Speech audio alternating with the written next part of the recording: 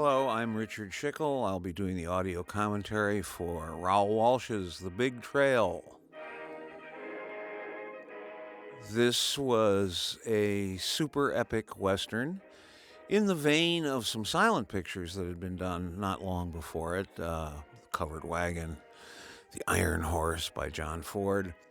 And it was intended to be that kind of a picture that told in broad, sweeping terms the story of the pioneering American West. The dedication that you see before you here is a fairly accurate representation of what the producers wanted this picture to mean to people.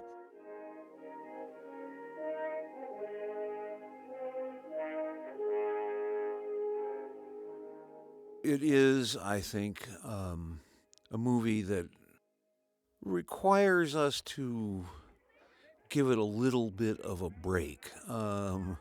It was made extremely early in the sound period, 1930. It was made in this remarkable new format, which Fox called Grandeur, but which we know better as CinemaScope. In point of fact, 23 years later, after this picture was made, they were using the same camera heads on their first CinemaScope production, which was The Robe in 1953. So I imagine the format was doomed in part by the fact that they didn't have a technique for squeezing the image onto a 35 millimeter print.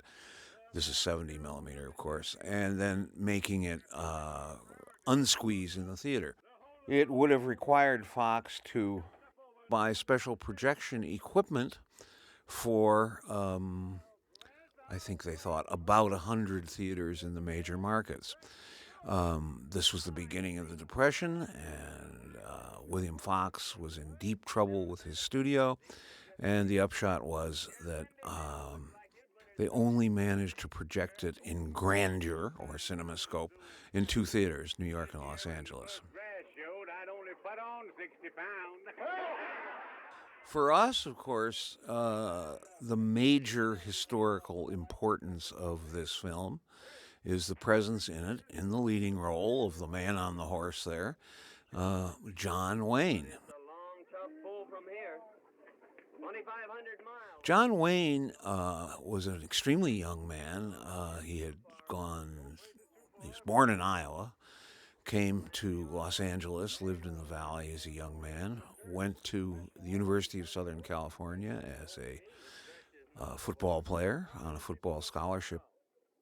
And after a couple of years was injured and went to work at Fox, where he was noticed first by the great and irascible John Ford, who had plans for him. And before this picture, Wayne had played, I think largely uncredited, maybe with one minor credit, for Ford in a couple of pictures, 3 or 4 pictures, really. Ford had plans for him.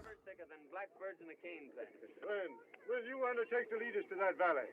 I'd like nothing better, man. He was a very beautiful young man, and I think that's something that we tend nowadays to forget about John Wayne. What a hunk he was. What a gorgeous, appealing young man he was. I mean, we think of him in his later incarnation, the John Wayne of Red River and The Searchers and those epic westerns of the 50s. As a heavy-set man, balding man, a patriarchal man, and a very angry man. I mean, there was always in Wayne's later, greater performances a great deal of rage, tempered occasionally by moments of good nature and all that. But he was essentially not the young man he was in this picture. How did he come to the attention of Raoul Walsh, the director of this film? Well, Walsh happened to be walking by the property department at Fox one day, and he saw this lovely guy kind of walking out of the prop department carrying a great big, heavy easy chair, which Walsh later said he was handling as if it was just a bunch of feathers. And he said, noticed he was very good looking, obviously was strong, and said to him, would you like to be in pictures? And as he always said, Wayne's reply was, I'd like that right well. Even though, of course, Wayne had appeared in a few pictures and was a friend of Jack Ford's. Raoul said, well, let your hair grow a little bit. Come back and see me in a couple weeks. We'll let your hair grow out a little bit. He was wearing something close to a crew cut, I think. He did, and he looked good. And, well, Raoul put him in to a buckskin suit, not unlike the one he wears throughout this picture. He looked great. And he took some silent tests of Wayne. And what happened was he showed him to Winnie Sheehan, who was the head of production at Fox at that point. And according to Raoul, he said, well, can he talk?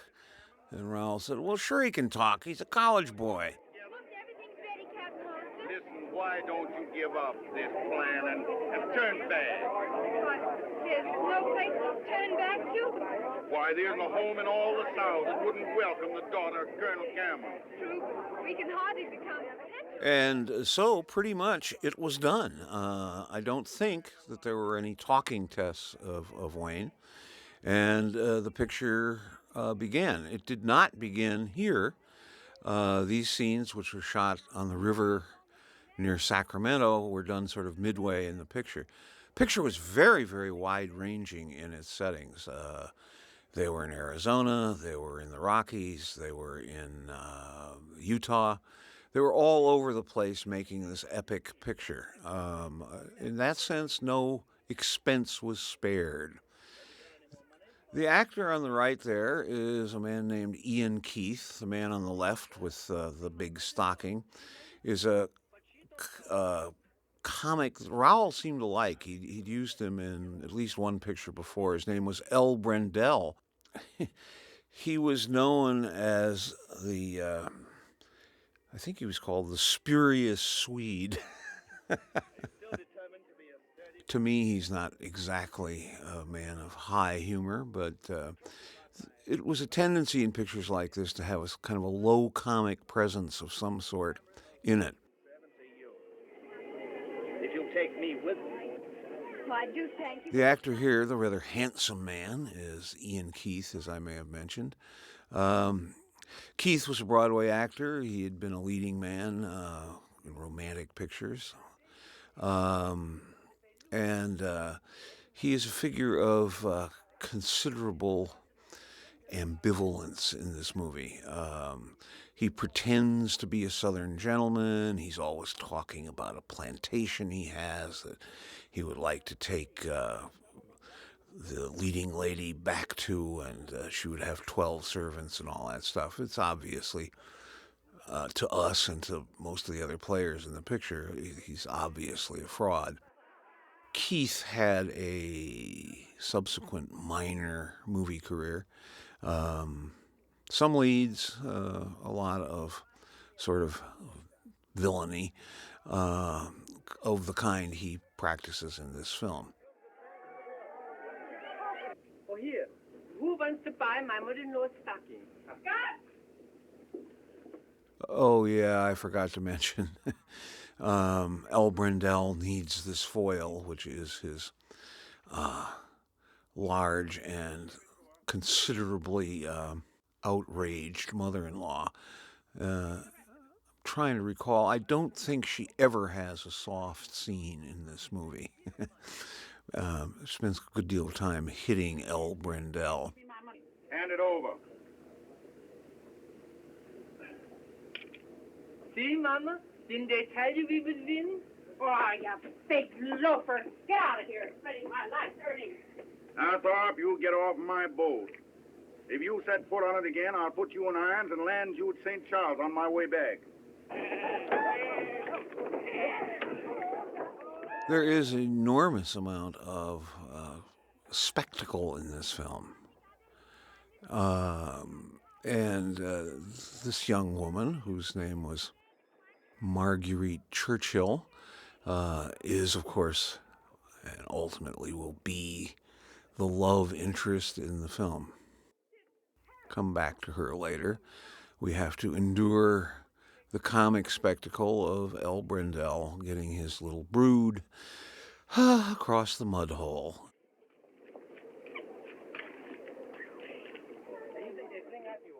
I don't suppose I really have to tell you where this scene is going to go.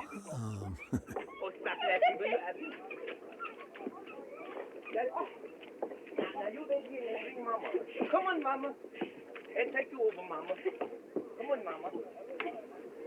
Come on, Mama. Yeah. What are you trying to do? My Mama, I want to carry you close so you won't get your feet wet. You? I'll cross my own mud. All right then, Mama, but let me help you. That's it, Mama. Come on now. Step on that board, Mama. That's it, Mama. Okay, it does get a laugh. Rather wisely, Raoul cuts away from it. All right, here is Miss Churchill. She's been in Broadway shows. She will go back to Broadway a couple of years after this and have perhaps her largest success on Broadway in the original production of Dinner at 8, which of course became a memorable MGM picture in the early 30s.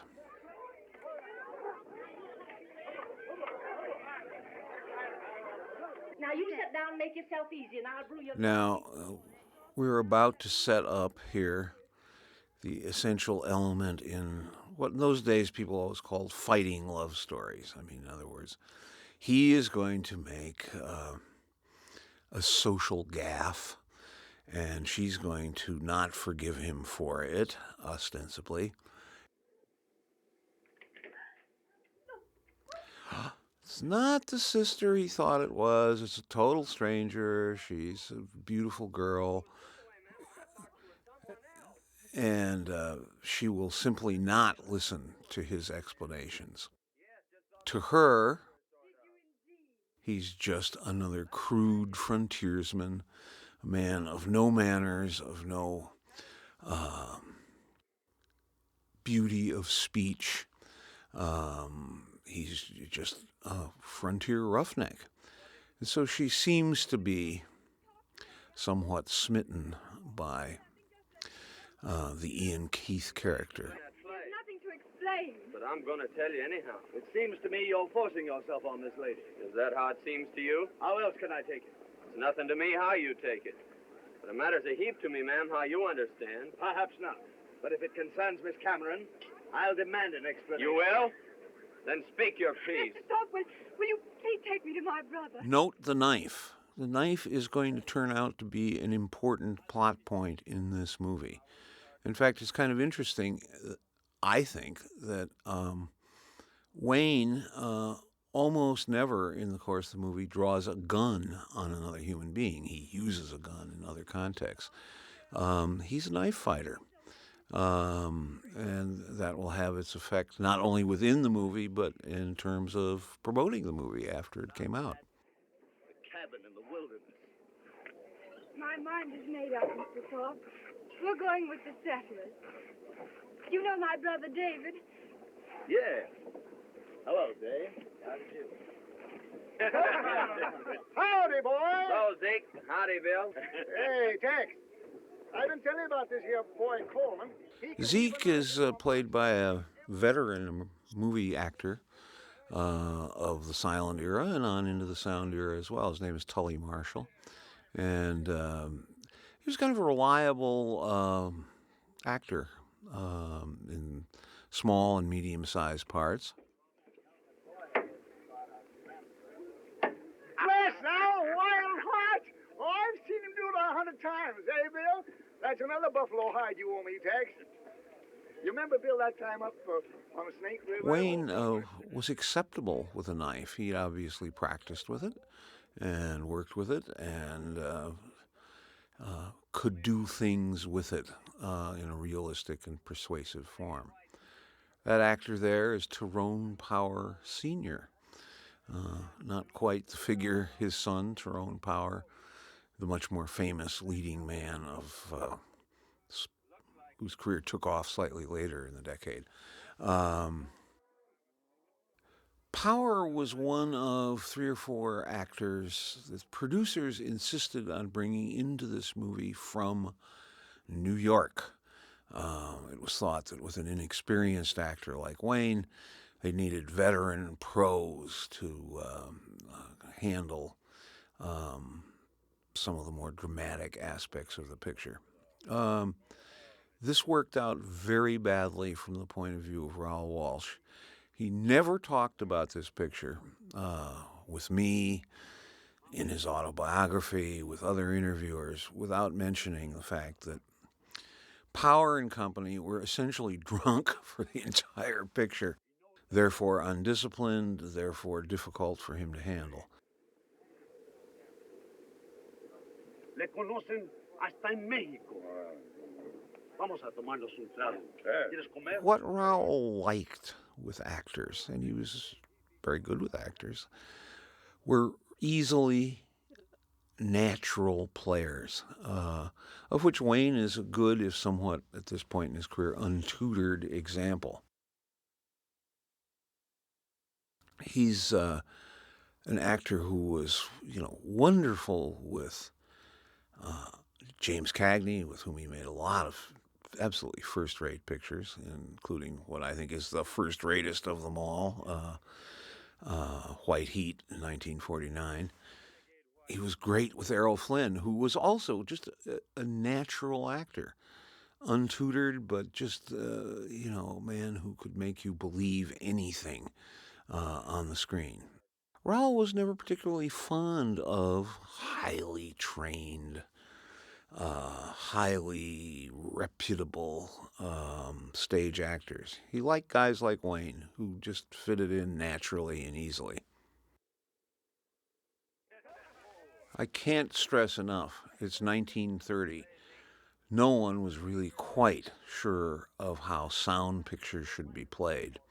And so, in a certain sense, the louder the better was acceptable to people.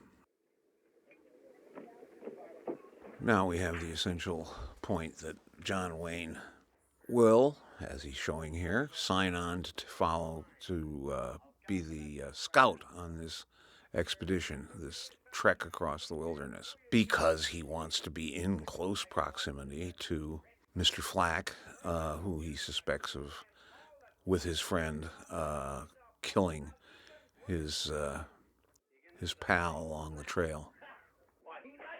Raoul Walsh really pioneered a new kind of picture making, not just with widescreen, but with the flexible use of sound.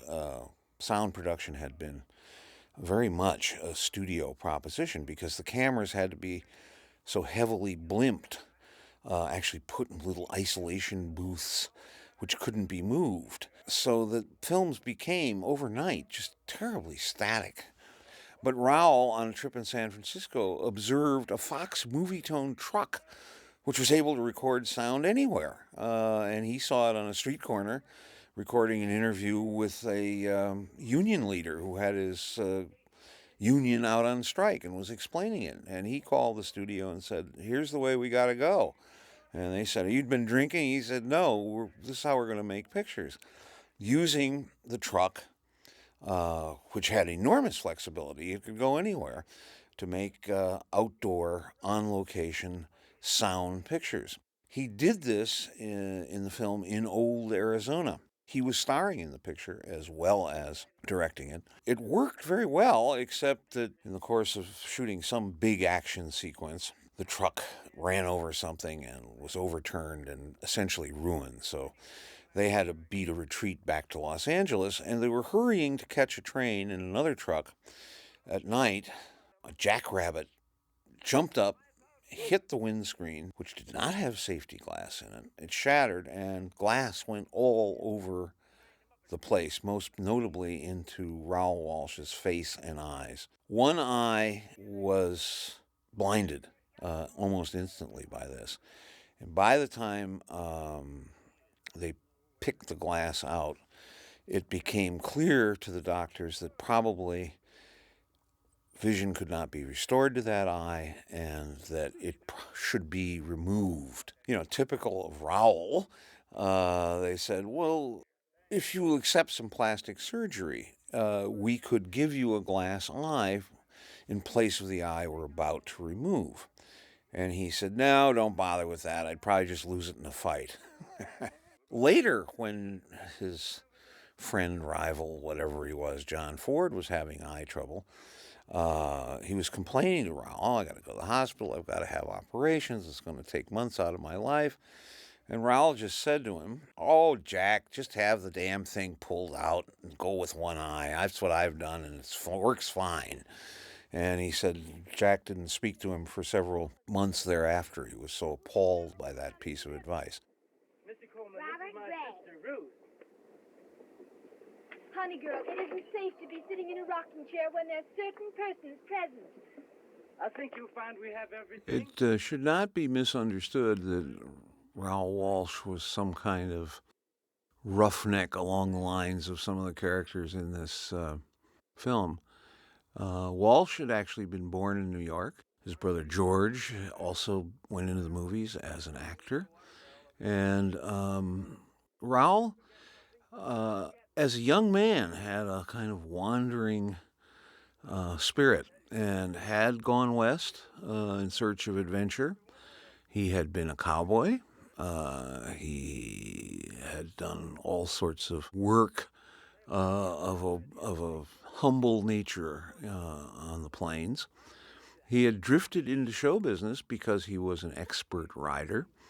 And prior to coming into the movies, he had been a rider in stage presentations of The Klansman, which was the noxious book on which D.W. Griffith based his legendary film, The Birth of a Nation. Won't get very far in that. Yes, sir. On some traveling clothes. Have a peek around. Curiously, not long after those stints in the theater, Walsh went to work for Griffith, had him direct a kind of, I guess you might call it almost a semi-documentary about the Mexican bandit Pancho Villa, which was Walsh's first directing assignment. That was in 1914.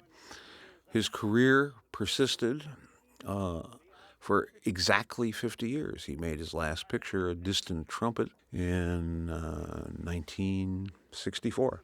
It wasn't a bad Western either.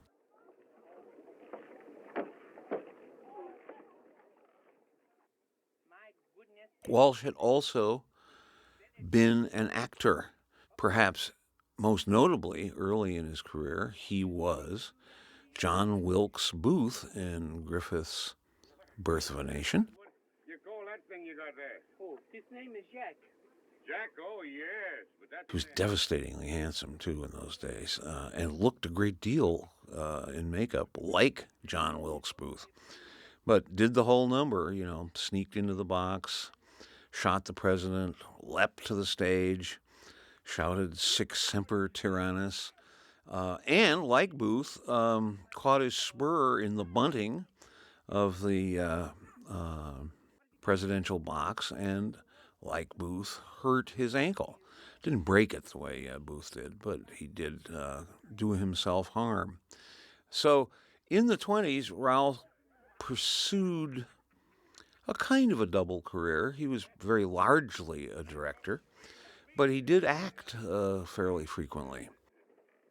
The most notable silent films he made are perhaps the very imaginative and special effects heavy Thief of Baghdad, which starred Douglas Fairbanks Sr., who was a great pal of Walsh's. He also made what I think is one of the great anti-war movies of that period, What Price Glory, which is an enormously touching film I think, infinitely superior to his friend and rival John Ford's sound version of the picture. As an actor, Walsh had perhaps most notably appeared opposite Gloria Swanson in Sadie Thompson, which is a version of the Somerset Maugham story Rain. Again, he was an extraordinarily handsome young man. I think he might well have pursued a double career as an actor and a director. See you next year.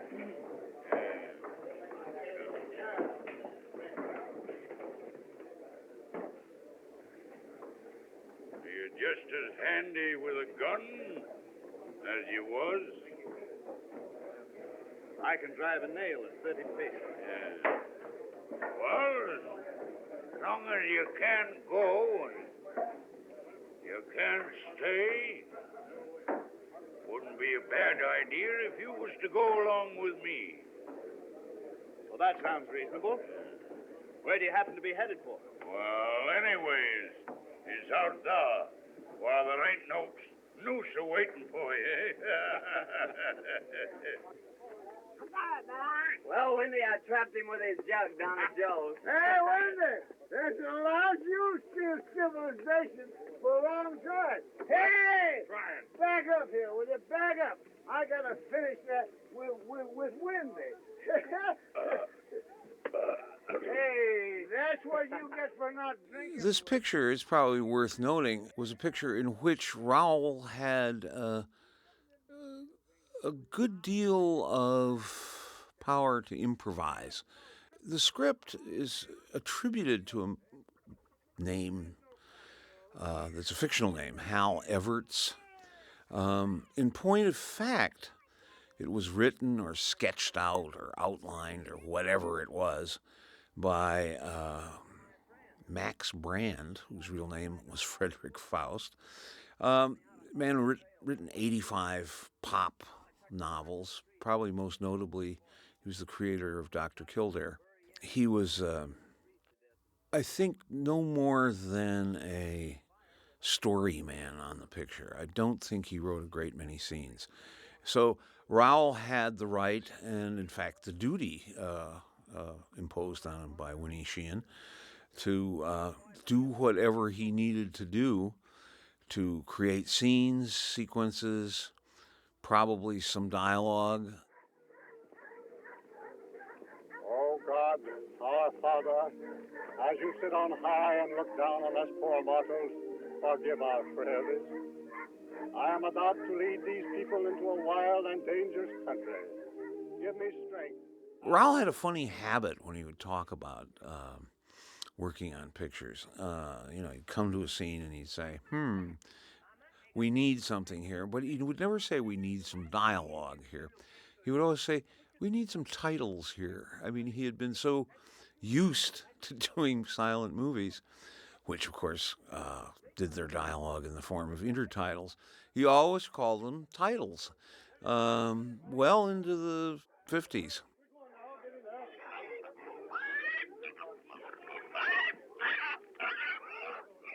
I have the feeling, and maybe this is as good a shot as any, although there are dozens of such shots, that Raoul's stress in this movie was on spectacle. It's not a picture, as opposed to a lot of his pictures, with many close-ups. In fact, I can't even actually recall any close-ups in it, though there must be a few. He was really going for big screen scope.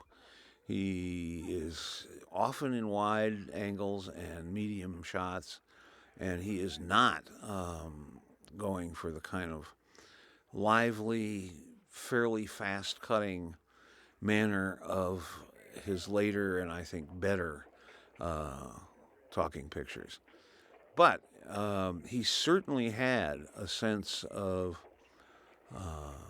and a pleasure in the scope of the prairie, the big skies of the big sky country that he's shooting in. And I think especially if you see this picture on a big screen.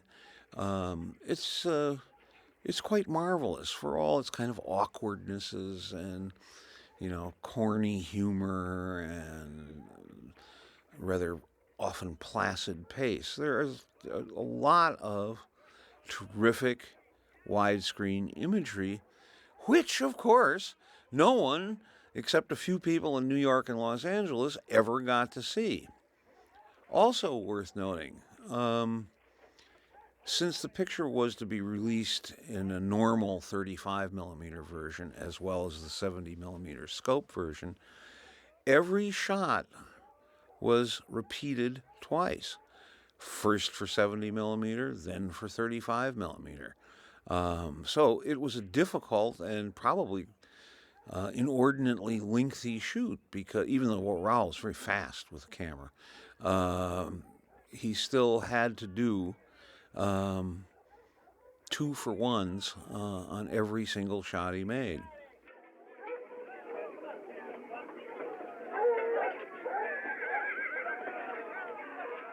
This material here was shot around Yuma, Arizona, as will be the immediately subsequent early sequences of the wagon train setting out and in its early stages of its passage.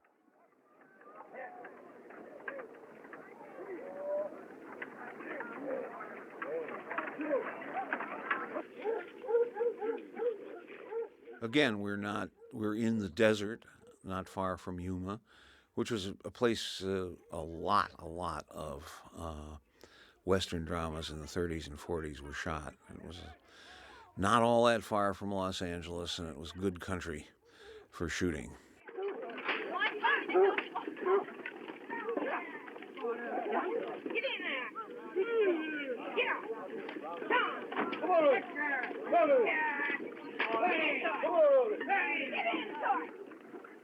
Howdy, Dave. Hello, Coleman. Oh, Miss Cameron. Glad to see you took my advice about saving that pretty dress. You look so nice in it, it'd be a shame to spoil it. While folks are trekking their way westward here, we might mention the other innovative thing about this film,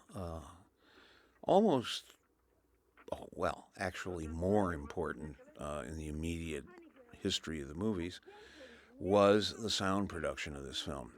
And this was something Walsh in particular pioneered. That is to say, sound had come to the movies famously in 1927 with Warner's production of The Jazz Singer, which was, of course, very studio-bound. Sound equipment had to be muffled because the cameras made noise, so the cameras had to be put into actually little padded cells so that their whirrings couldn't be picked up by the microphone, which implied studio production. You couldn't really take those cumbersome cameras and their rigs out onto locations. Walsh had been in San Francisco to see a Fox Movietone unit in a truck, and it's very light camera, which it simply unlimbered and plugged back into the truck and shot a picture. Raoul was galvanized by this. The upshot was that Raoul went out, this was in 1929, to do a picture in Old Arizona, in which he was going to play the lead, the Cisco Kid, as a matter of fact. And what happened was that, of course, the sound equipment in these trucks was totally adaptable to the kind of shooting we're seeing here. You could take it out and you could track along with it, and you could get people talking in a natural context and behaving just as naturally as John Wayne is behaving in this sequence. So it was an enormous advance for sound movies. And indeed, the Fox Movietone system replaced what had been the standard of the industry, which was the Warner Vitaphone system. The Vitaphone system, curiously enough, was a sound on disc proposition. That is to say, it made gigantic phonographic records of the sound it recorded, which had to be sunk up with essentially silent movie in the projection booth of the theater. You can imagine that presented a lot of problems in synchronization for the hard-pressed projectionist. Fox Movietone put the sound on film, where it has remained ever since. A little magnetic track running alongside the image in perfect synchronization. There was a feeling for a time that the Vitaphone system produced superior sound quality, but I don't think we can have any real complaints about the sound quality in the Big Trail. I mean, everybody sounds fine and is perfectly comprehensible. I don't like this man Coleman. If he asks after me, you tell him you never seen me till you signed on this trip. You're too late. Why? He just speak to me, and I tell him we was all friends. What? Ah, what do you use under your hair instead of brains? You need no brain. You got ears. No. You're talking sense. This is a very pretty shot, and I want to call attention to it, and there are a number of them in the picture, because I think Raoul, when he was doing Westerns, and he made a bunch of them, I think he had a real, probably based on his experiences as a younger man, he had a real feeling for Western landscapes. I think he loved them. I think he was willing to slow down his pictures so that he could show us the countryside and its kind of virgin splendor in those days. And I've always found, oddly enough, Raoul's Westerns to be somewhat statelier than his urban crime pictures and urban comedies, which are very, very lively and funny and visually quite a different proposition from the Western pictures he made. Just an observation, but I think it's a true one. If you look at Raoul's Westerns, they are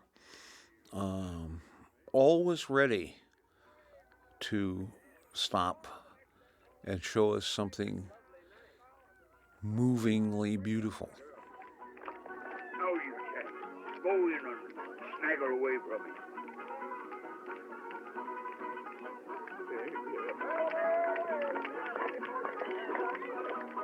I claim the faith. Which president?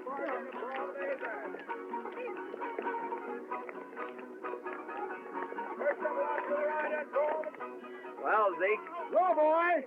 Thorpe just stole my partner and left me dancing with myself. Yeah? Say, boy, it just come to me a minute ago where I seen that there Thorpe before. Where? Camped on the shimmer with Flack and Lopez. They're old friends. Are you sure of that? Dead Sergeant. So keep your eye peeled on him, son. I'm tired. I think I'll go to my wagon. Good enough. Let me take you there. Of course, we know, long before she knows, or is at least willing to admit it, that she's smitten by Duke Wayne and is suspicious of the Ian Keith character.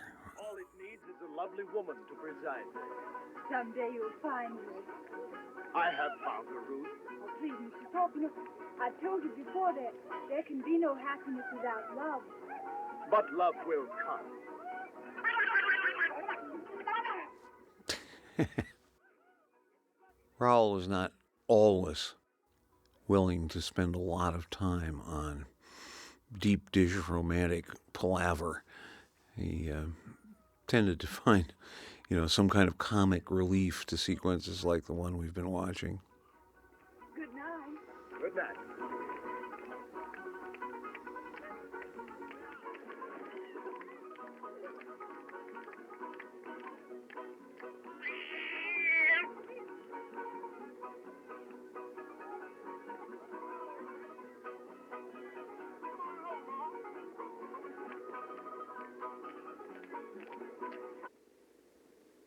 Getting into dangerous country, Flack.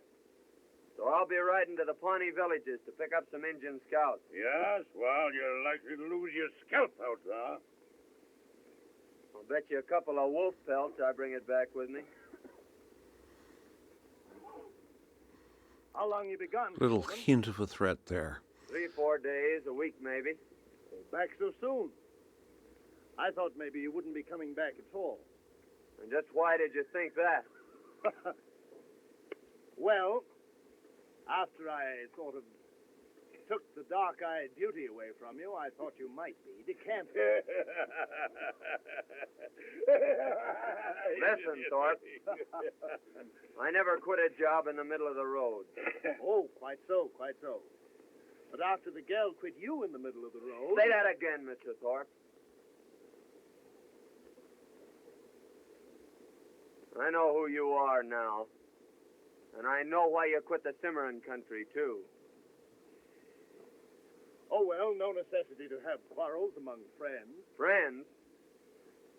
You threw too wide a loop. Remember this, the three of you. I'm not your friend.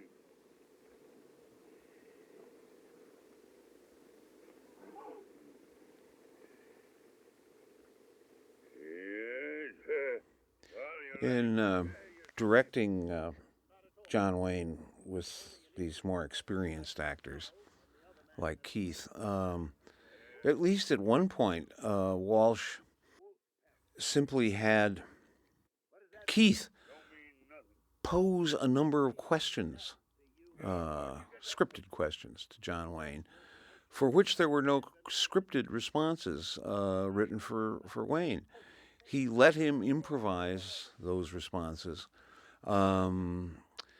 feeling that the naturalness of Wayne would supply whatever defects, would supply whatever was needed in the scene itself. Bye. Well, Miss Ruth? Now here's a little test for the Tyro actor. He's got to do this farewell speech. And it becomes, very flowery, a very kind of almost poetic tribute to the open spaces and the open spirit with which Wayne needs to confront the vastness of this country that he loves so much. But the part I like best is the night. Lying out there beneath a blanket of stars, with that old moon. It's hardly great writing. It's a little bit flowery. But I think Wayne actually kind of triumphs over it. He just eases it along. He just does it as naturally as he can, with as little overt emotion as he can, but with real authentic feeling in it. It's possible.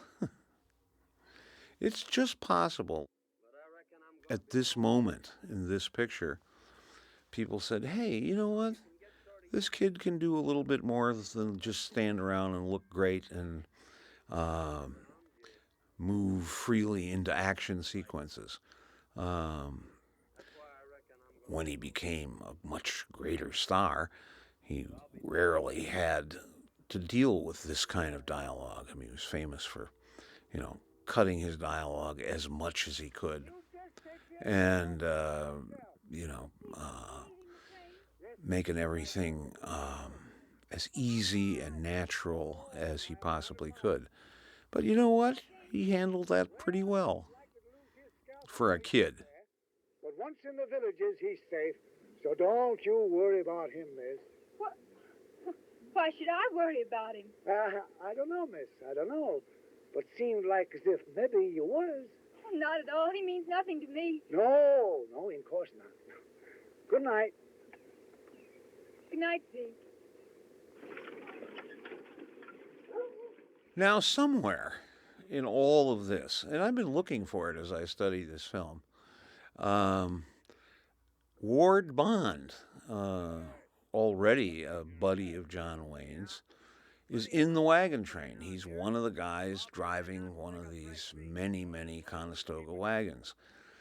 Wayne had come to Raoul and said, listen, I got my friend, and he's kind of trying to break into pictures too, and couldn't you give him a job? And so keep your eyes peeled, because one of the drovers here is in fact Ward Bond, who of course would probably become later in his career most famous as the wagon master on television. So, don't bother to write me, but I think you may spot him somewhere amongst the crowd there.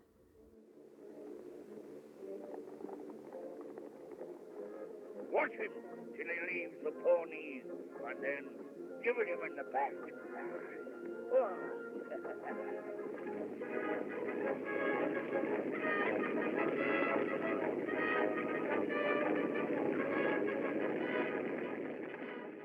Okay, this was actually the last sequence shot in the film.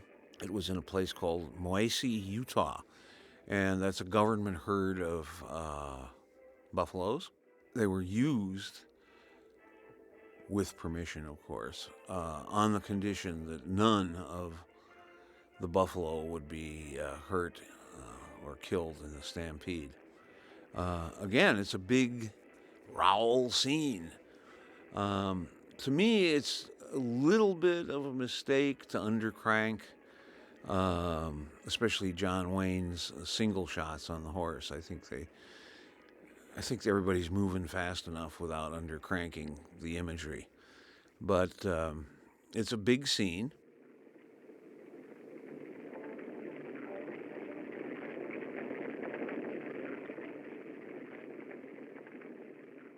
It's a big scene which was achieved with some difficulty. Raoul tells stories in his book of being on this location, and the company was plagued by pack rats, and they made off with Tully Marshall's false teeth, with another actor's toupee, with Miss Churchill's earrings, and so he had to do some improvising in some of the more intimate scenes in the sequence. Leave only the wheelers hooked to the wagons. Once you take to the water, well, it's every man and critter for himself, eh? Get out of here. Get out of here. Go on. Mr. Flack, how can I get my mule Eustace across? Well, get your mother-in-law to ride him, eh? Mr. Bascom, I don't like that fella. No? He's the kind who will pat you on your back to your face and then laugh in your face behind your back. And another thing, Yes? if he had a mother-in-law like mine, he would never laugh.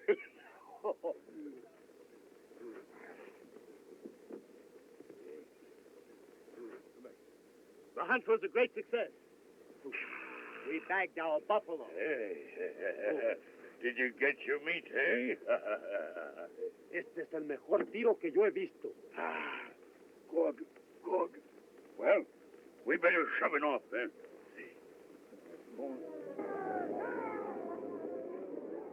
Not completely certain where this sequence was shot, but I don't think it's the same river that we saw earlier in the film, the one that was shot near Sacramento. But it could be. Raoul was uncharacteristically silent about where he shot this, but it's a pretty good sequence. I mean, one thing we need to say about pictures like this is that it was a very pioneering film. We became used to seeing the sort of standard wagon trek Western as the years went by. They remained pretty much favorites through the 30s and on into the 50s. But again, it's pretty good stuff considering how early in the game it was. And, in particular there, that wagon being overturned by the onrushing rapids of the river. Pretty good stuff. In a certain sense, it's perhaps fair to say that this picture looks a lot better on a big screen than it will perhaps look on your home DVD. A good-sized image reveals a lot that we can't really see in a living room version of the film.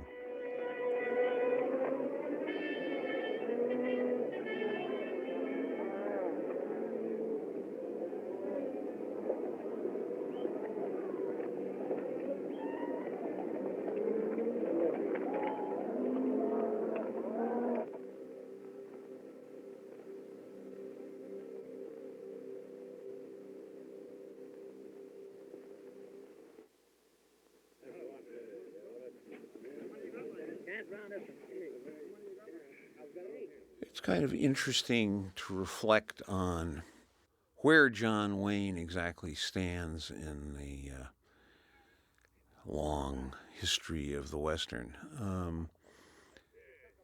I mentioned earlier that he became, as the years went on, and particularly in the late 40s and 1950s, he became quite a different Western icon than he is in this very early film.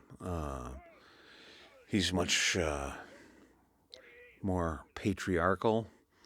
He's much more stern, I think, especially with younger people.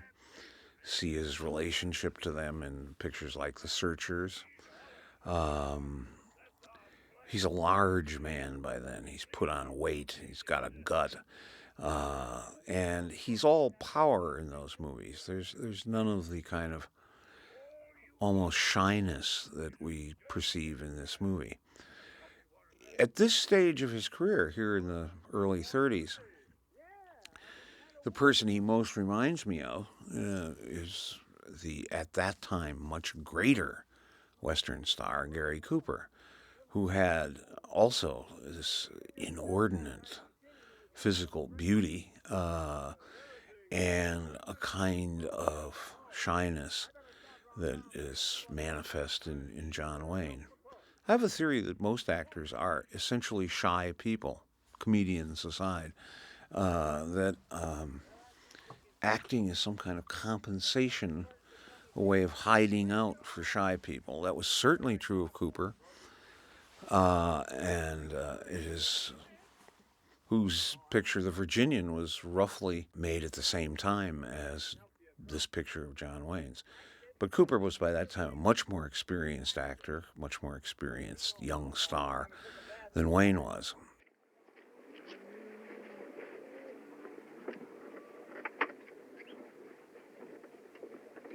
Tully!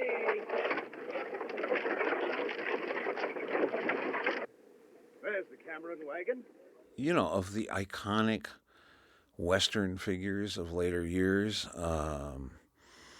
he, I don't think quite compares with someone like Clint Eastwood, who didn't make all that many Westerns anyway, though he established himself with the spaghetti Westerns and his early and middle period American Westerns. Eastwood is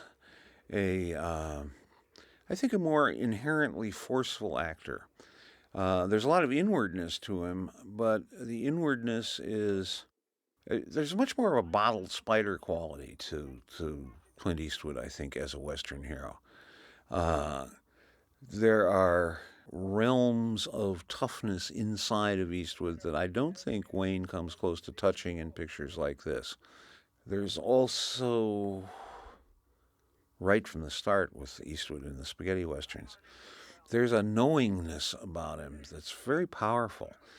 There's always a quality in him of knowing more than he's letting on, more than the other characters realize until it's too late, of course. I don't think that kind of playing was yet within John Wayne's range at this point in his career. There's not a lot of subtext in Wayne's performance here. And in fact, there's not a lot of subtext in this picture. I think that was very largely true of sound movies in their very earliest days. They had a way of just giving you surface, as if the addition of dialogue for movie people was miracle enough. It was giving you more than they had ever been able to give you in silent pictures. On the other hand, silent pictures had a lot of poetic quality to them, a lot of unspoken quality to them. They had a depth, I think, that these early sound pictures did not have. And I think this picture, to a degree, suffers from that lack of subtextuality. It's all right there on the surface. Enough smoke signals for several days. Yes, well, I see them. I'll skirmish around with the Pawnees for a few miles. Well, go on. There ain't no one keeping you. No, but you'd better keep Thorpe and Lopez here. Why? I got a feeling that if either one of them leaves camp, they'll never come back. What do you mean by that? Just the way it sounded. Hey, look now, eh? Injun?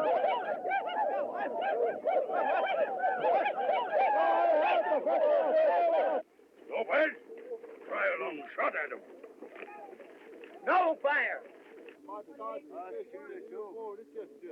They're Cheyenne. They want to palaver. They look to me as if they're out. I think the sequence that's coming up here prefigures, I think, a much more famous scene that Wayne would do about 15 years later for John Ford in Fort Apache. It's the scene of the parley with the Indians. And in that movie, he is trying to be the peacemaker where Henry Fonda is determined to have war with the Indians. And it's a much richer scene, but it's shot not dissimilarly from this one. And it is a, I think, very characteristic Wayne scene.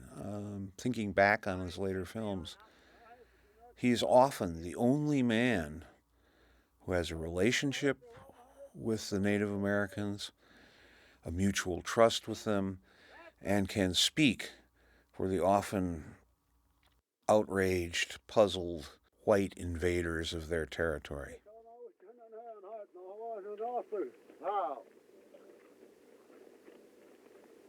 This is Black Elk, an old friend of mine. Do they mean peace or war? Peace, as long as they march straight through the Cheyenne country without stopping to settle. Bah.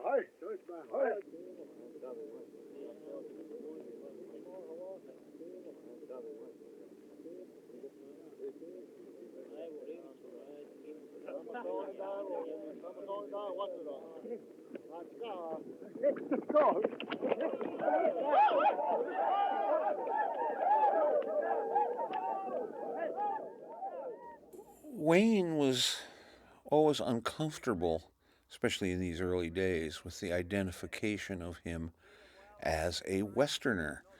He was just a kid from a small Iowa town who'd been brought west by his pharmacist father and had settled in the valley, just east of Los Angeles, lived a rather humble existence there, and was not a Western character in his own mind or in the minds of anybody else. It was something that he became, I suppose, as an accident of his accent and his general appearance. But he was always uncomfortable to be identified in these days as a cowboy.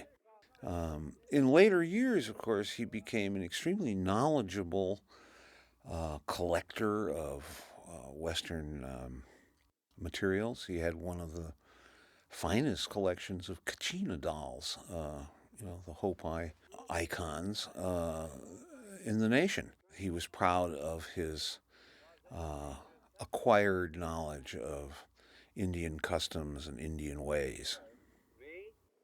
Why should you care? Listen, girl. If anything happened to you, it'd be like throwing my heart to the wall. Don't worry, it's black elk in some of his braids.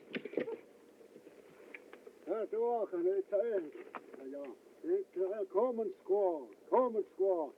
Were you saying that I'm your squaw? Seems like that's what he's driving at. Well, you tell him that you don't want me for your squaw. I've never told Black Elk a lie yet. He knows my tongue is straight. There's a lot of good nature in this performance by Wayne. I mean, I love the way he's playing this scene with his co-star. There's a sort of sweet, self-aware humor in how he's playing it, and it works. He is thirsty. Yeah, he is thirsty.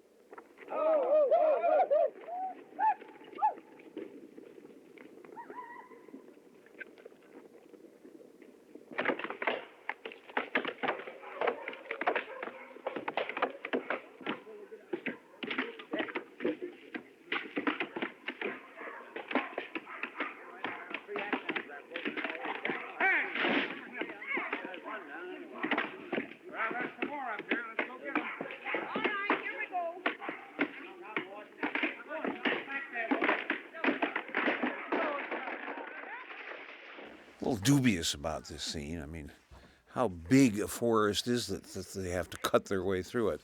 But, one more hardship on the trail, the big trail, which is essentially about hardships more than anything else.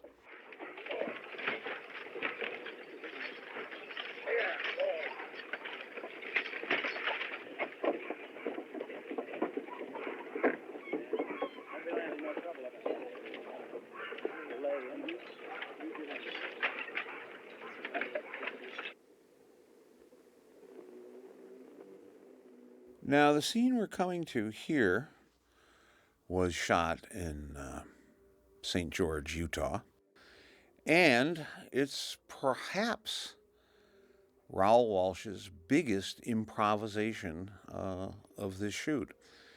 That is to say, it was not written in the script.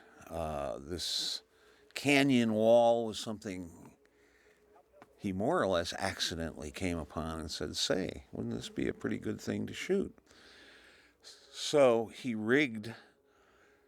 brought a lot of rope with him, he said in his autobiography, not quite knowing what he was going to do with it, but wanting to have it with him. And he kind of unlimbered it for this sequence, which he just went ahead and made up and shot as it went along. You take Honey Girl from here on down, Dave. It's a little easier going. Hold on. All right, Breck.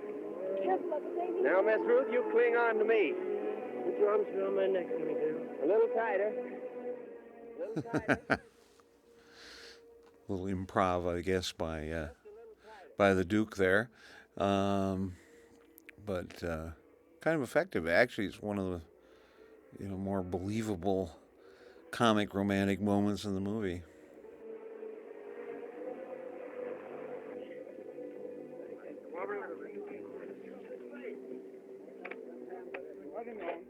But this is pretty good stuff. I mean, I think we had not seen material like this before. There's a similar sequence in a later 1950s Western, and I think there's one a little bit like it in William A. Wellman's Westward of the Women, but it's a big one, and a big difficult thing to manage and shoot. It's not enormously lengthy, as you can see. The piece is almost over at this point. Thank you, Breck. Well, well, well, well. So I've seen that gal with her arms around your neck at last. Yeah, but she sure unwrapped him when she got on safe footing. Yeah? You know, she don't care nothing about me, Zeke. Well, you can never tell how a woman feels by the way she acts. There's all riddles, all of them, and you just gotta guess them. And no matter which way you guess, you're wrong. Looks like as if the way they're putting some of them outfits over there, they're gonna lose them. That's a biggie. And that Walsh recalls as a total accident. I mean, the ropes and everything slipped, and he had 2 cameras on it, and by golly, he caught it. That is pretty clearly the second angle. Zeke, did you hear that terrible crash? Hear it? I seen it. Yeah? That was your wagon. Oh, but was my mother-in-law in it? No, she wasn't. Oh, that's too bad. What you say? I said I am glad. It's lucky for you that I wasn't, you loafing hound. What you mean? Because I was with your wife, Sarah, and she gave birth to twins. Twins? Are they both mine? Both? Oh, Mama, are they boys or girls? One of each. Well, that's an almost acceptable joke there. Papa and my Mama. Well, yeah. They got 2 for 1. Yeah. Let's drink to the happy event. Wait a minute. There was 2 events. They have 2 drinks. Here, give me that jug. I'll take a pull at that myself.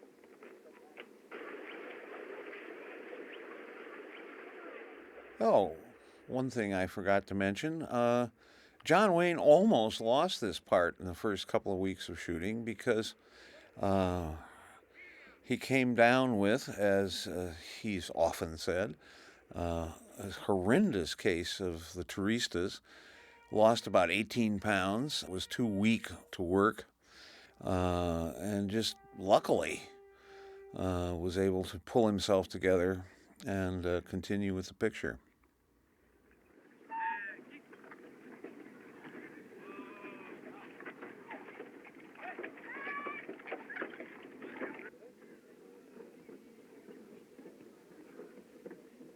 Well, who'd have guessed it? If it ain't Breck Coleman. Howdy, Jim. Where'd you blow in from, boy? All the way from the big river. On that. How long will we go to camp here? Well, just as long as it takes to fix up the outfit. Bascom, you tell them pilgrims of yours there's 500 miles of desert ahead of us. And them that don't like what's coming to them, now's the time for them to turn back. Underacting was not part of Tyrone Power Sr.'s arsenal.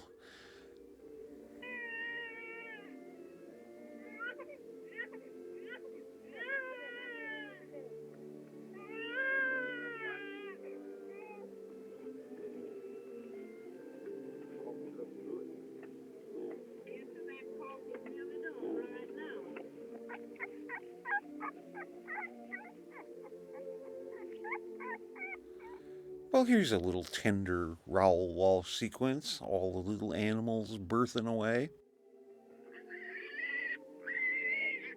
In later years, Raoul moved over for what I think was the more distinguished part of his career as a director at Warner Brothers, and he was pitching a story to Jack Warner and said something about, it's got a, it's really got a really lovely little tender love scene in it. And Warner sort of snorted and said, your idea of a tender love scene is burning down a whorehouse. I knew Raoul quite well in his last years, and he was a lovely man. He had a raucous sense of humor. He loved pranks and practical jokes and all that sort of thing. He was very fatherly with his actors, most notably, I think, Errol Flynn, who did some of his best work for Raoul Walsh in the 40s. But there was also about him a very tender, sweet side. It's exemplified by, that scene with the little animals. It's springtime and they're coming into their season to bring the new children into the world. Deal me a hand of them flapjacks. I don't think he was a great romantic in the conventional sense. I mean, with, soft, sweet love stories. Although one exception to that would certainly be the great Strawberry Blonde with Cagney and Olivia de Havilland. But I had a letter from him not long before he died, in which he spoke of the twilight coming down and his recollections of people he had loved through the years, sweet talk about his wife, who was a lovely lady. So there was a kind of soulfulness about Raoul Walsh that touches a lot of his work. I mentioned the way he romanticizes the physical spaces of the West. And I think that's simply an aspect of this quality that he had. He was not a sentimentalist about the West, but he was a great appreciator of it, as he was a great appreciator of feminine beauty, of soft feelings between men. He was nowhere near as overtly sentimental as Jack Ford was, and I think that's much to Raoul Walsh's credit. I've always found his the way he would avoid, as Ford never avoided, all the Irish soldiers of the lower ranks, bawling sentimental Irish tunes around the bunkhouse. That was not something that was part of Raoul's lexicon on the screen. But there was great sweetness in the man and great softness in the way he treated even me as a young critic and a young guy making among his first films with Raoul. Oh, Coleman find himself a squaw, eh? Zeke, you old whiskered Cupid, you.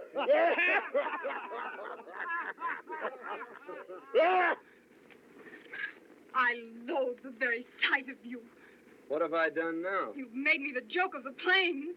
Me? Who else tried to buy me like an Indian squaw? Raoul Walsh was an authentically tough man. Even when I knew him, and he was in his 80s by then, he was a wiry man. He was still riding horses. He kept horses on a little ranch he had in the Simi Valley just outside of Los Angeles. It was a lovely ranch, He served all this orange juice from his little orange grove that he tended in that ranch. He had a charming wife, considerably younger than he was. And he was always game. When I made a film about him, he was always game to go around with that to colleges and talk with the kids about filmmaking. He was a great, not always entirely reliable storyteller. He was a very romantic man, I think. Not in the kind of smoochy-faced way of the movies. I think his representations of romance in film tend to be a little bit barbed, a little bit scrappy. But he was romantic about landscapes, the West, the past, and he had a rather poetic side to him. I recall a couple of letters he wrote to me in which he really contemplated the fact that he was approaching 90 and he was coming to the end of his trail. And he was very acceptant of it and very warm in his recollections of and reflections on the life he had led. And in those late years, he wrote an absolutely wonderful autobiography called Each Man in His Time, which recounts a lot of his best stories, but always in the context of a lot of respect for the people he loved, and he loved a lot of people. Actors like Cagney, Errol Flynn, John Wayne, so forth, remained his pals for life. That little filly, there's a wide open noose waiting for you in every river town. Thorpe, you... Yeah, I suppose it's worth pointing out that after doing a number of silent films, this was Tyrone Power Sr.'s first and last talking picture. You can make what you will of that. Interesting contrast with his extraordinarily handsome son, who was a pretty good screen actor as well. How's things, Coleman? Just fine. Say, Black Elk was telling me that all the Indians of the West was gathering to keep you all from passing through. So they tell me. Black Elk and the Cheyennes are going west to hold a powwow with the Shoshones. Yeah, Black Elk tells me that it's almost certain that the Cheyennes will declare war later. Likely. Old Pete Rubidoux was asking about you a while ago. Pete? Where is he? Camped at the spring yonder with his new squaw. I think I'll ramble down and see him. Say, Henry, will you put a new cap nipple on this gun? Sure will, boy. A new trigger spring in the pistol. All right. I'll leave him with you while I go see Pete. Be ready when you come back.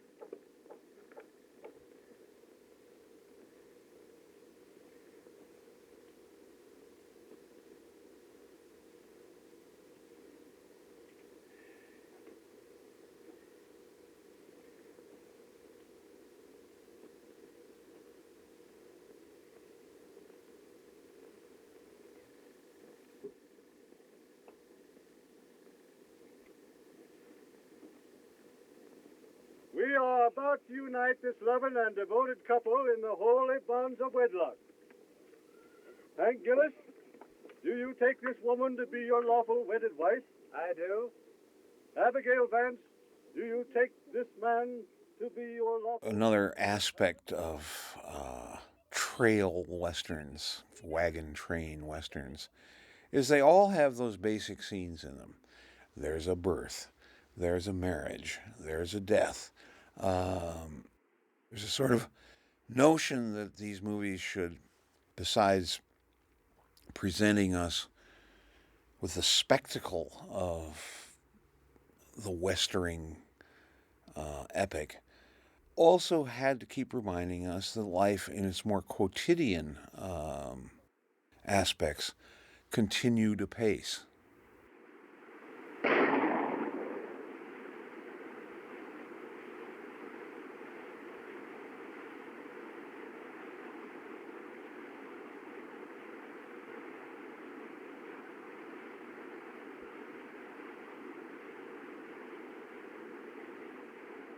The ever-useful Zeke. It's a nice little part for Tully Marshall.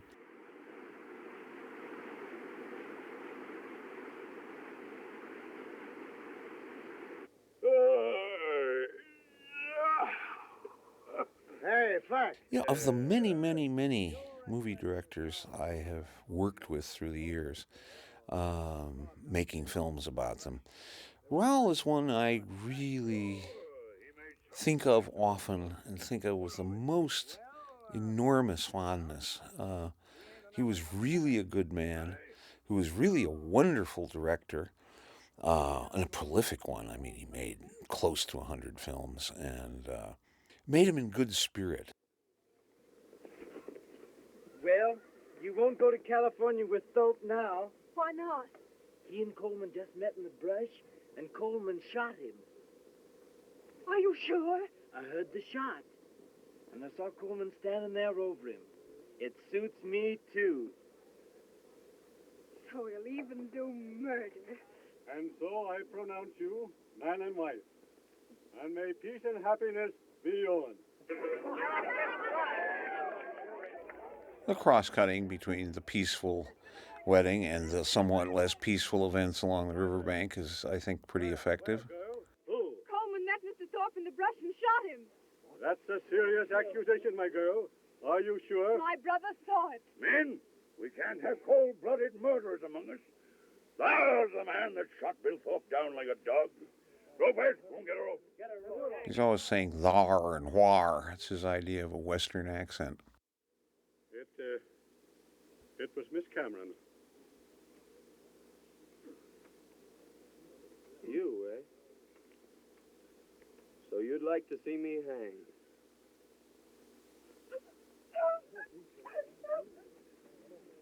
Well, there's these wonderful stories about, finishing a picture. They worked on Saturdays in those days, and dragging himself home, finished the last shot of the picture. It's 10 or 11 or 12 o'clock at night, and he said you'd hear a thump on the front porch, like the Sunday newspaper being delivered, and you'd go outside, and there would be the script they expected you to start on the next Monday. That was the pace at which, for many years, he worked, and he did it uncomplainingly. I was camped out pretty close to you, and I heard that little powwow you had with Thorpe. Yeah, what are you driving at? Just this. When a man begins to do a lot of talking about hanging, he'd better make pretty sure as to who's going to decorate the end of the rope. Get my meaning? Well, Thorpe ain't nothing to me. It's no affair of mine. By golly, close-ups. Hadn't thought of it, but I think, seems to me, these are the first close-to-close-ups that there are, and that's Ward Bond over there to the left. Darn if it isn't. Finally, there he is. Raoul Walsh, he was an extremely attentive director.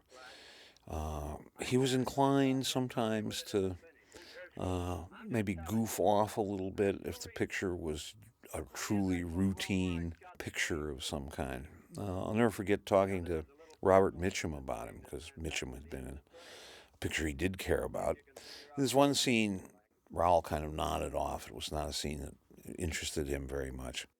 But he was half awake, so he could hear the end of the scene. Mitchum said his last line. Raoul said, cut. And he looked at Mitchum and he said, how was it? Mitchum goes, well, it was okay. I dropped the lamp. He's testing Raoul. You drop the lamp, you pick it up, did it look natural? And Mitchum goes, yeah, I guess so.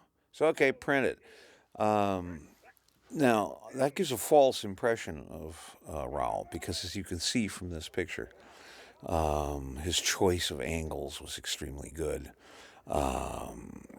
He knew how to put a scene together beautifully so it flowed nicely. And if you gave him something that dealt with honorable men pursuing honorable aims against difficulties, I think of, the Errol Flynn pictures like Gentleman Jim, where they died with their boots on. When you look at pictures like that, you're looking at pictures of great distinction done by a man of great character, great warmth, and great masculine virtue, by which I don't mean being macho. I mean being a good man and asserting those qualities in your work and in your life. Big country, big skies, and relatively speaking, small human beings caught and imperiled by the vastness of these landscapes. And the shooting tends to stress that contrast between the bravery of these almost ant-like creatures crawling across this vast empty space, and the threat, as well as the beauty of that space. And here is the threat. I mean, the water hole that's dry. Well, that's what I say, hope. It's no use, man. She's all dried up. Them settlers is dying off like rats. We're for moving on. Come on, Lopez. Boy, they're scattered back all across the desert. We got to gather them up and shove them along.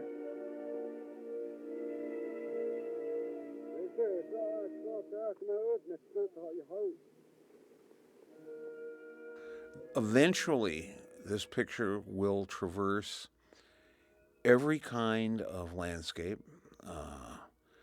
We've seen buttes and canyons. We've seen riversides. We've seen now a desert. We will soon enter into mountain ranges. And that says nothing about the variety of seasons we're talking about. We've begun in the spring. We will move on through autumn and winter and eventually arrive at another spring. And in other words, this is about a year's worth of life cycle represented in this movie. Get up there. Get it, Tony. Come on. On me. Come on. Put your mind through.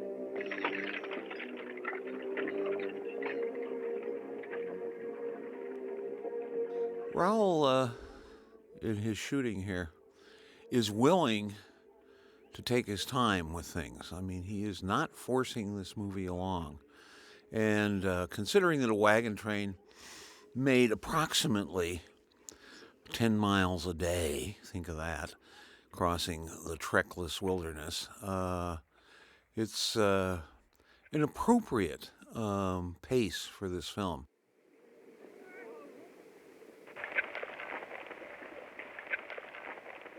Here at last are Indians of a more menacing nature. I think it's important to understand that in all of his westerns, even They Died with Their Boots On, Raoul always treats Indians with enormous respect. There's no patronization. They are never merely sadistic savages. He was, in his later life, adopted by a number of Indian tribes, and throughout his life, he had as personal friends and colleagues, people who worked with him on his pictures, a number of Native Americans whose company he inordinately enjoyed. There was something, I think, in the basic Native American psychology that suited Raoul's. There is a wryness in the Native American sense of humor, an almost existential quality in it, in their natures and in their sensibilities, rather. And I think Raoul enjoyed working with them and enjoyed their company, and so it's a notable feature of his films that they're always played with great dignity and considerable warmth.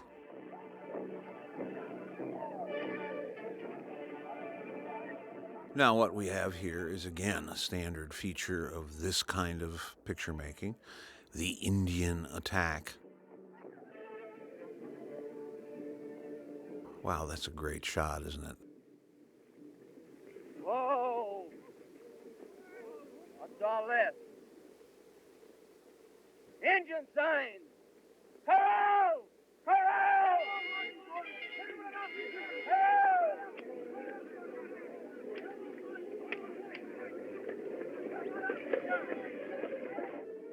What here is, of course, the standard retort to the hostile attack, which is circling the wagons. Now, people who are more expert in the ways of the frontier than I am have always appreciated the way this sequence is shot. In that, as you will shortly see, the wagons are not just lined up one by one. They are set in a sort of jagged pattern so that each wagon is in effect covering the other wagon, at least partially, which prevents the livestock from escaping, which gives people better firing positions to resist the attack. William K. Iverson, who was a notable scholar, particularly of Western and other genre American films, always said that despite the earliness of this film, that it's perhaps the best representation on screen of an Indian attack and how it might authentically have been mounted and resisted. And it's pretty good. As you can see, each wagon is a little bit pushed forward into the other wagon. There's no gap between the wagons in the way it's set up here. And of course, the restlessness of the livestock inside the improvised stockade is very effectively done. I really like that. I like the way that those animals move from one side of the enclosure to the other in a typically panicky way.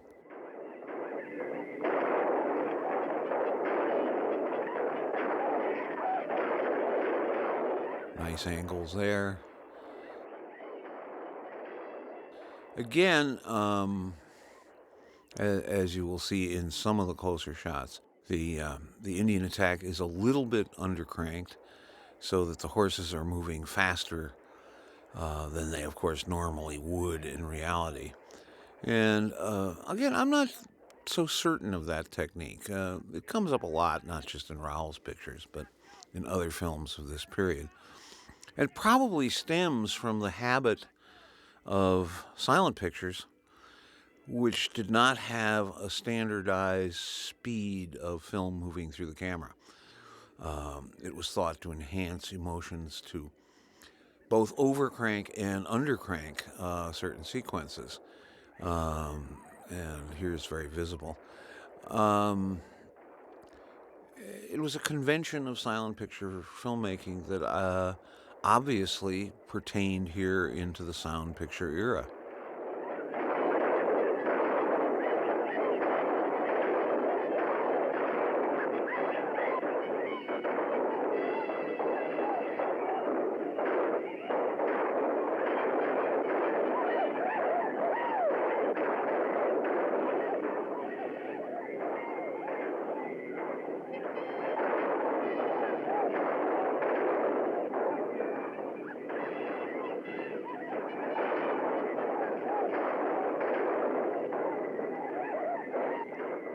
In later day filmmaking, if a shot was fired, you would normally see the result of the shot, the falling horseman, let's say, in this case.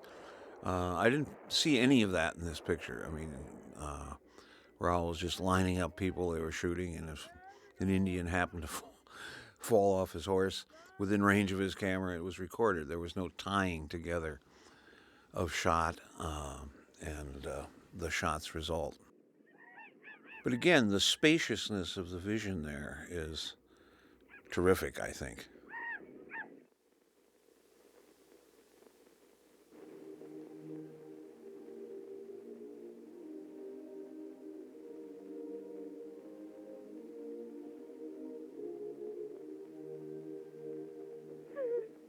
Father, our good friends have perished here at the hands of the savages. Open your arms to them and care for our loved ones until we meet again on the other shore. Amen. Well, Zeke, old Wendy's gone on another trail. You see, you and me was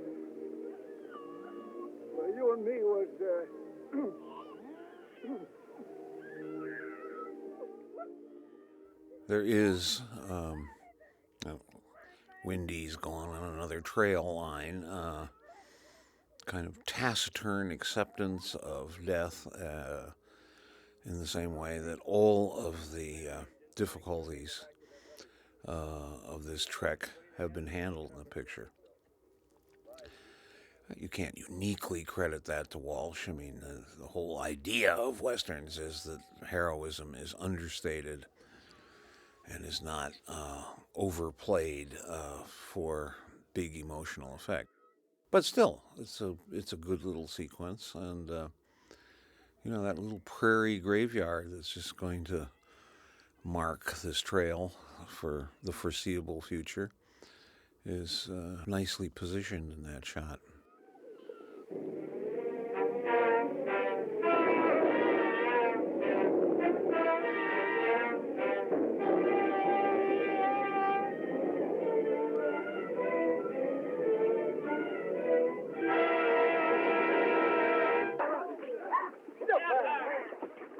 Oh yeah, we forgot rain in our recital of the different hazards that the weather presents in this picture, but here indeed is the rain and the mud.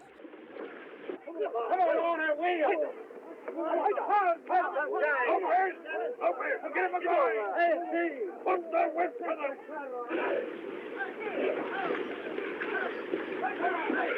Come on. Over together. Wake him over. There was in the souls of directors like Raoul Walsh a real feeling that picture making should in itself be an adventure. They loved locations. They did not resist locations. They always wanted to go on them when the studio said, well, you could shoot a lot of it on the back lot. You have to remember that 1930 was closer to the 19th century when these events transpired than the 1930s are to our own day. I mean, in other words, there were in Hollywood men like Raoul Walsh who had experienced at least something of the twilight of the pioneering West. They had vivid memories of it. There were legendary Western figures living in Hollywood at the time. Outlaws, famous sheriffs, and so forth who drifted into Hollywood looking for work in the Westerns, which were proliferated in those days. I think Bat Masterson was one of them.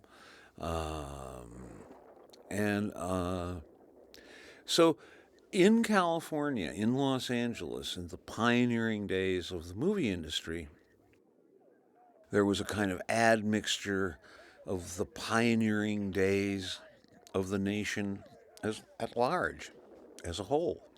And I think that informed these Westerns. I think the firsthand knowledge of what it was like to have pioneered the Western states was very useful in making these pictures. Certainly the kind of people who worked as wranglers, as various factotums on these pictures, brought to the making an authentic knowledge and authentic experience. And I think it's very informative to these movies. And that, as your mud and rain sequences go, is a pretty good one. I mean, there is authentic strain in the animals, authentic strain in the players, the extras, the wranglers, who of course appear in the shots as if they were characters in the pictures.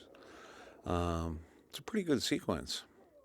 Walsh milks it for all he can. I mean, it's a more lengthy and more detailed sequence than the more famous sequence of lowering the wagons down the steep side of the canyon that we saw earlier. It's kind of like the real deal here. You can certainly see it in the struggles of those horses.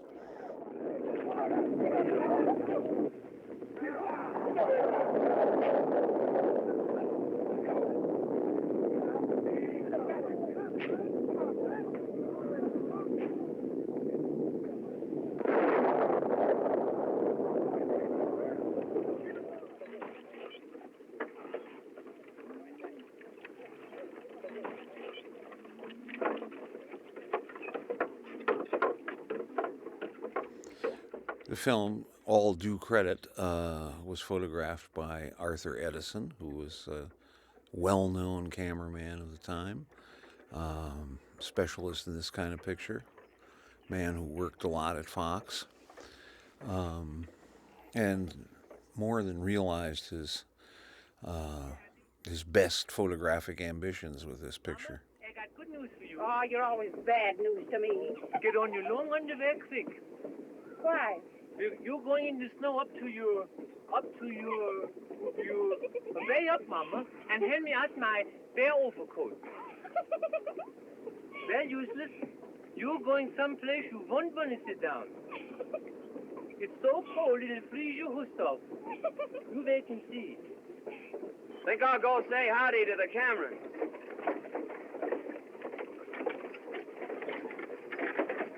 This is my best overcoat. Well, I'd hate to see your worst one. Hello, Gus. Oh, hello there, Breck. I'm certainly glad to see you back again. What are you wearing the heavy overcoat for? I'm getting all ready for that snow. No, we won't be there for days. Well, anyway, I'm going to keep warm while I can. Where's the Cameron outfit? Oh, we left them 4 or 5 days back. Left them? Yes, all the horses give out. They couldn't go on. 15, 20 wagons. They all went back to the fort. I hated to tell you, son. Zeke, why did you let the Camerons go? Not my doing, son. Flack knows I savvy Injun sign, so he sends me on ahead to scout. And when I come back, they'd all dropped out. If Indians chance on them wagons, they'll kill a lot of them. I'm afeard so, Breck boy. The way's clear ahead, Zeke. You scout them. Yeah. I'm going back for the Cameron. Good luck, son. Get up, Jenny! They're useless. Get up! I don't know A who's... word here about John Wayne's career. As I mentioned earlier, he had been discovered, though not particularly exploited, by John Ford, whereupon he was found by Raoul Walsh, who actually gave him his stage name. He was, of course, Duke Morrison, Marion Morrison. Nobody dared to call him Marion. And Raoul said, Winnie Sheehan, we need a name for him. Marion isn't going to work, and Morrison's not a good name. He said, sounds like a preacher. And Raoul happened to be reading at that time a book about the Revolutionary War general, Mad Anthony Wayne. And he said, well, let's call him Wayne. So, I don't know what else to call him. We'll call him Mad Wayne. That's Raoul's slightly colorful recollection of the conversation. But I guess Sheehan said, well, we'll just call him John Wayne. Hence, the immortal name was born. He did, eh? But there was enormous resentment on the part of John Ford over, I guess, in effect, Raoul usurping his discovery. And for a period of, no kidding, 7 years, John Ford would not speak to John Wayne, would not return his phone calls, would not acknowledge that they had once had a kind of close, I suppose, pseudo-father-son relationship.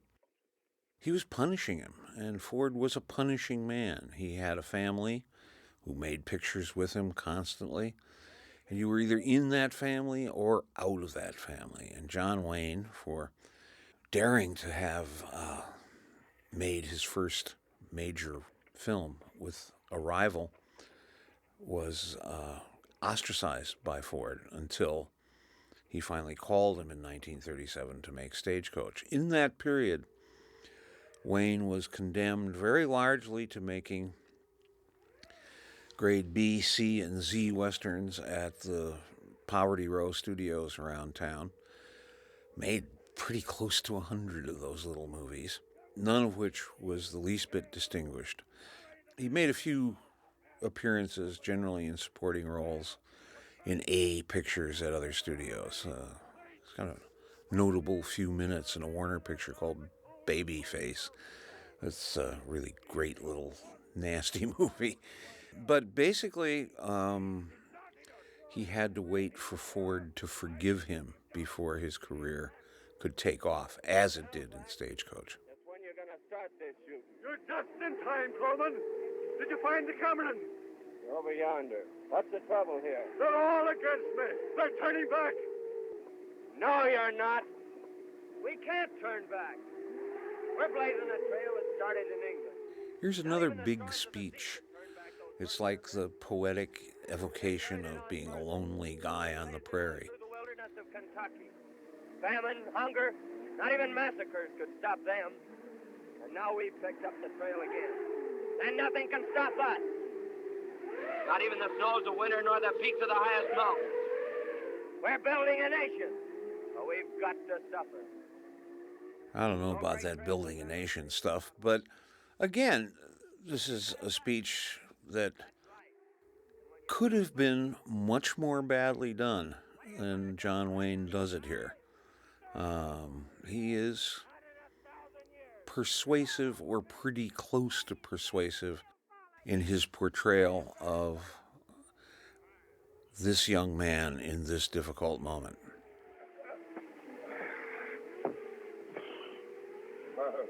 Well, he's turned up again. C'est que ce desgraciado por donde quiera nos va siguiendo. Well, he'll down the both of us. You've got to get him tonight. But they can hear a shot at night. They can't hear a knife. They all know this knife of mine. Well, here's a knife they don't know. No. I'm afraid of that knife. I know where you got it. It will get us in trouble, sure. How? Because a dead man's knife is bad medicine. It's the knife they took off the man they murdered, who was John Wayne's friend and who he's going to revenge, and so on and so forth. There he goes. Wait until he's bedded down. Then...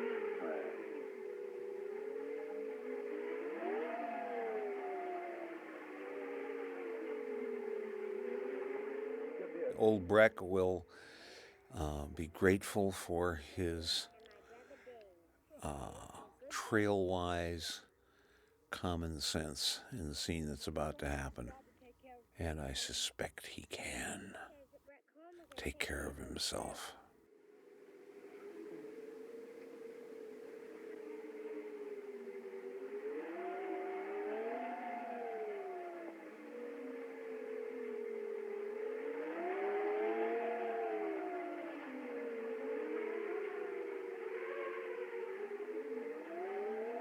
You overplayed your hand that time, Lopez.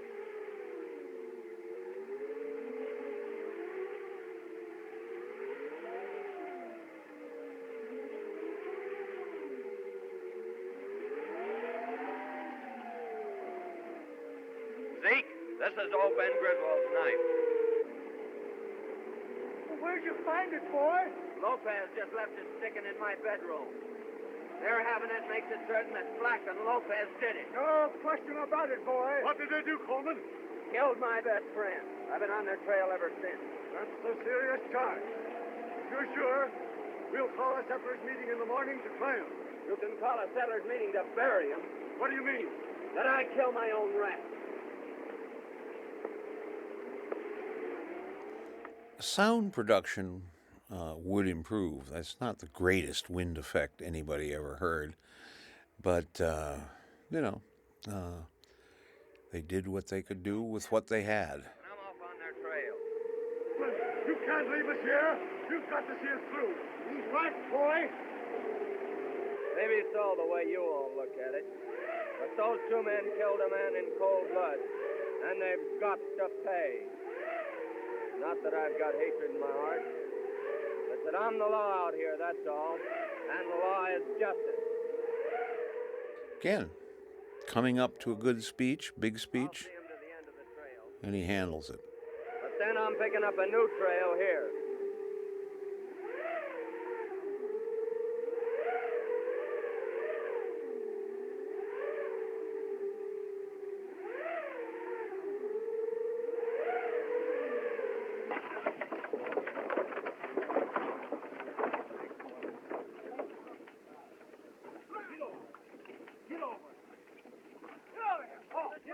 In other words, besides being gorgeous, John Wayne had enough authority in this role to predict, quite a good future for it. Yonder stands the great white mountain. And down below lies the valley I've told you about. Coleman, you have fulfilled our hopes. These pictures were made in the Rockies, which, again, Raoul just kind of stopped along the way and set up camp and made these scenes for the picture. It was somewhat unplanned. In this valley of our dreams, we'll build our homes and serve thee, O Father, and our children's children shall praise thy name. Amen. The way is clear ahead, all gentle slopes. So drive down, my friends, and settle it. Lead the way. Zeke will lead the way down. Our trails fork here. You mean you are leaving us? There's a trail I've followed for over 3,000 miles now, and I'm heading back to pick it up again and follow it to the end. Coleman, you're the breed of man that would follow a trail to the end. Thanks, Bascom. Friends, we'll go on. Boy, there's two of them. Bad ones. Now I'm going with you. No, Zeke. You stay here and look after Ruth and her outfit.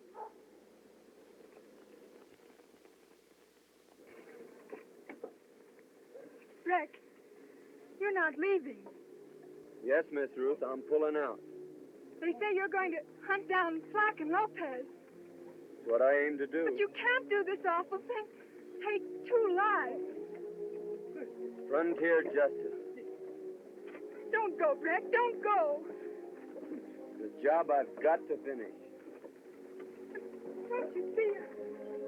It doesn't matter about them. I'm afraid for you. They'll kill you. They're everything in the The convention of the stoic loner and the thing has to be done. woman who loves him and can't keep him from his destiny is, of course, a great convention of Westerns. And this is the scene where it is played out. Oh, now. Come, miss. I have the feeling that Tully Marshall's part got bigger and bigger in this movie because Raoul disliked all the other guys that had been imported to be in the film and preferred this movie veteran. Because he really is kind of the third lead in this picture. I know that, boy. I know it. Now, come on, Nick.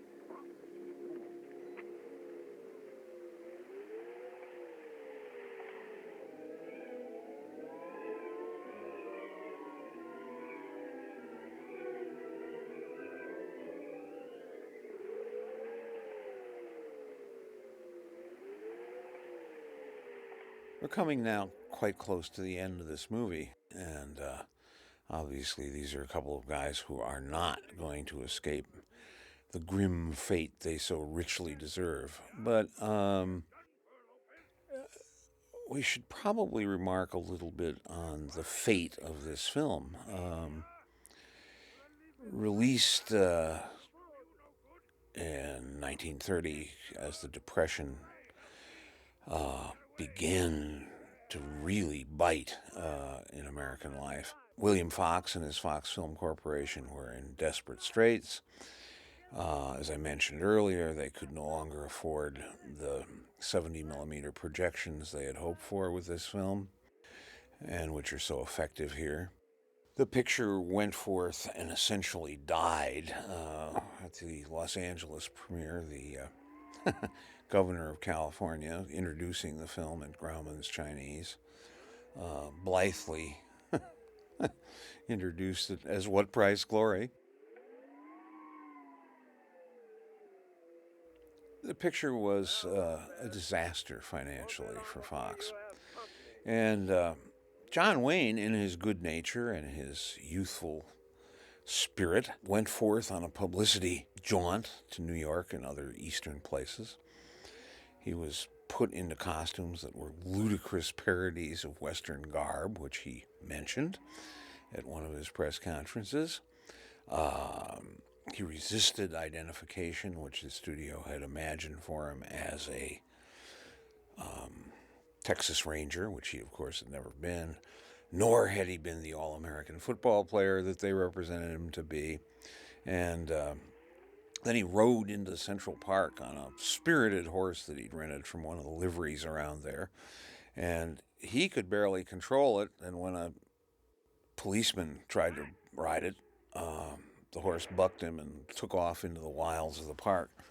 Point being that John Wayne was disgusted by this sort of circus atmosphere and retreated to Hollywood as quickly as he could and vowed never to make another such junket, which apparently he never did in the rest of his career.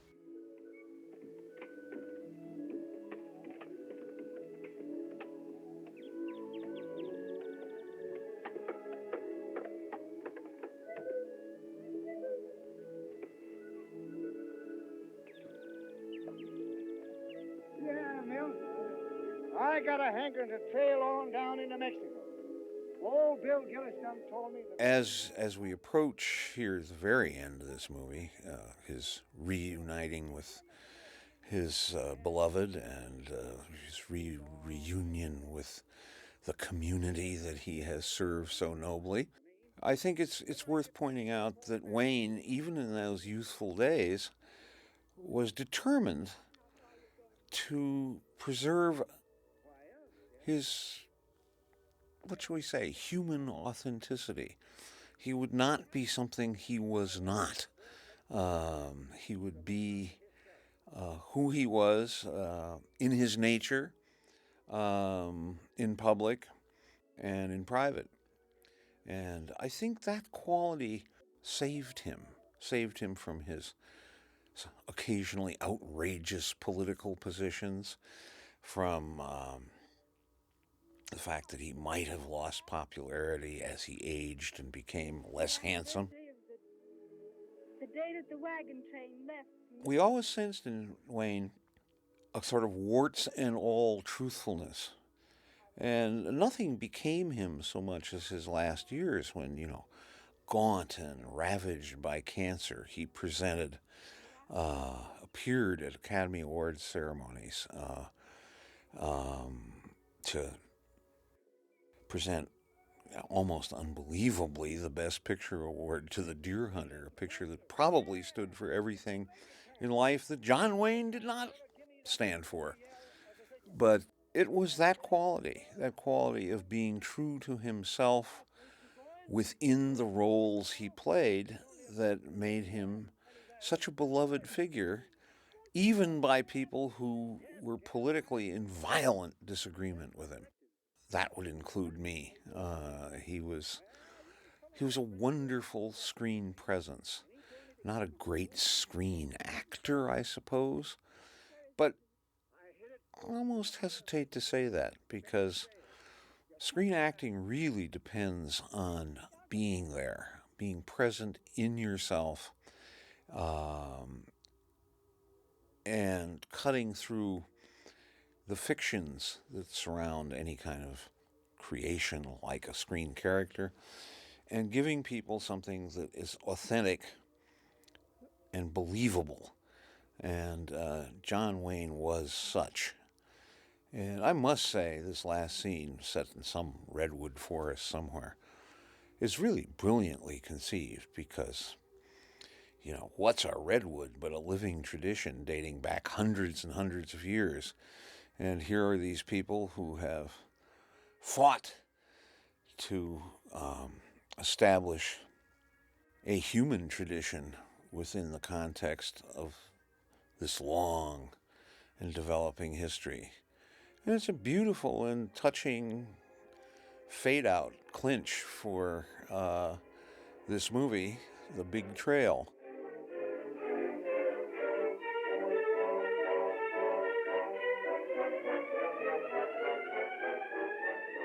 It was said that Miss Churchill took quite a shine to John Wayne in the course of this shoot, but perhaps we'd best not go there.